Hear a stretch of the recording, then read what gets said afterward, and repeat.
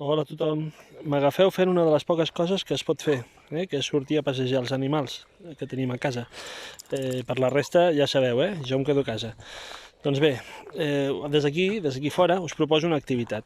Ara estem en uns dies que ens toca estar a casa, no? I jo, doncs mireu, tinc la sort que visc en una zona que hi ha molta natura.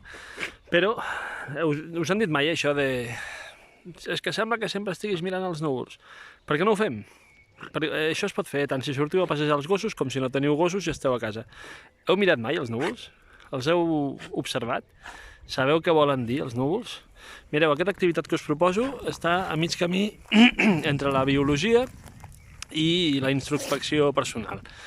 Us proposo un diari.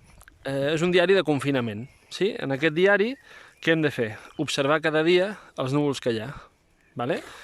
Després, busquem a internet quin tipus de núvol és el que tenim i què suposa aquest tipus de núvol. Sí?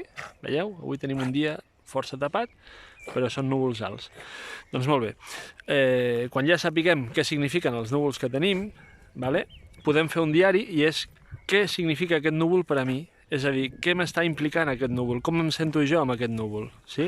D'aquesta manera treballem una miqueta el tema del diari, treballem la introspecció, treballem una mica com ens sentim aquell dia i també treballem una miqueta de part de biologia i a banda coneixem una cosa molt importantíssima que és com són les diferents tipologies de núvols que tenim i què impliquen i què signifiquen. Sí?